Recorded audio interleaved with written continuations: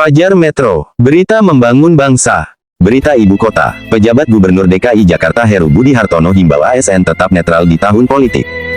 Fajar Metro, penjabat Gubernur DKI Jakarta Heru Budi Hartono melantik 103 pejabat administrator dan pengawas di lingkungan Pemprov DKI Jakarta, di Balai Agung, Balai Kota Jakarta, pada Jumat tanggal 12 Januari tahun 2024. Dalam kesempatan itu, Heru memberikan arahan dan mengimbau agar para ASN memperkuat koordinasi serta integritas untuk mengabdi kepada negara di berbagai sektor.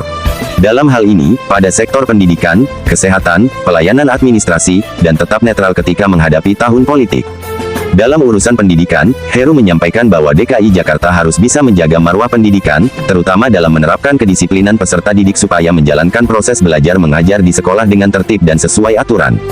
Kita ingin masa depan Jakarta yang berada di tangan peserta didik dapat terarah dan mereka pun bisa menggapai cita-cita. Oleh karena itu, kita harus bisa mengurangi potensi terjadinya bullying, tawuran, serta kebiasaan merokok di kalangan siswa. Bagi penerima KJP+, apabila kedapatan melakukan tindakan-tindakan tersebut, maka berdampak pada pencabutan KJP+, karena telah melanggar aturan yang ditetapkan, ujar Heru. Selain itu, dalam urusan kesehatan, Heru kembali mengingatkan para pejabat eselon 3 dan 4 yang dilantik untuk menggencarkan sosialisasi, pencegahan, dan penanggulangan stunting agar bisa menjangkau seluruh wilayah Jakarta. Penanganan kasus tersebut juga perlu bersinergi dengan lintas organisasi perangkat daerah, sehingga dapat menekan dan mengurangi angka stunting di Jakarta. Dalam hal ini, seluruh kader, seperti tim penggerak pemberdayaan dan kesejahteraan keluarga TPPKK Posyandu, bersama jajaran Dinas Kesehatan, bisa memetakan kawasan yang menjadi prioritas untuk ditangani, dicegah, serta disosialisasikan terkait stunting. Ini harus kita gencarkan agar bisa menurunkan angkanya. Kita juga harus bisa memikirkan gizi yang cukup untuk anak-anak dan ibu yang mengandung. Ini tidak harus melalui APBD anggaran pendapatan dan belanja daerah karena juga bisa memanfaatkan CSR Corporate Social Responsibility, jelas Heru. Heru juga mengimbau seluruh perangkat ASN yang berhubungan langsung dengan masyarakat, seperti di tingkat kelurahan dan kecamatan, agar bisa menciptakan pelayanan yang efisien.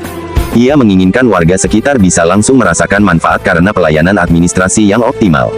Bagi yang mengabdi di tingkat kelurahan, diharapkan bisa berkoordinasi dan menjaga integritas dengan tidak kaku terhadap birokrasi.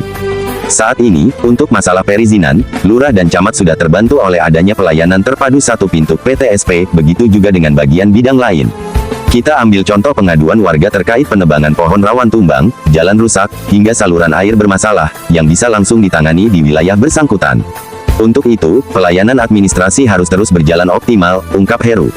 Terakhir, pejabat Gubernur Heru terus mengimbau seluruh jajaran, terutama yang baru dilantik, agar selalu menjaga profesionalitas dan netralitas dalam menghadapi pemilu 2024. Ia mengharapkan, seluruh jajaran Pemprov DKI Jakarta dapat menjaga ketenangan dan mempertahankan stabilitas untuk menciptakan suasana pemilu yang damai di Jakarta. Untuk para ASN, diimbau terus menjaga netralitas, serta bekerjalah dengan profesional tanpa terganggu oleh kepentingan yang lain. Kita tidak ingin melanggar aturan yang sudah ada. Mari kita jaga Jakarta agar bisa melewati pemilu dengan damai, aman, dan tenteram, pungkas Heru.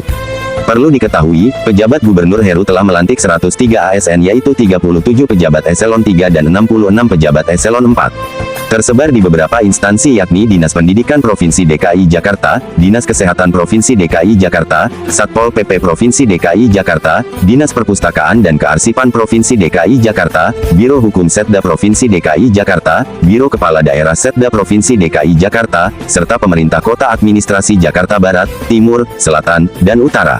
YP. Sumber, beritajakarta.id. Thanks for watching. See you later.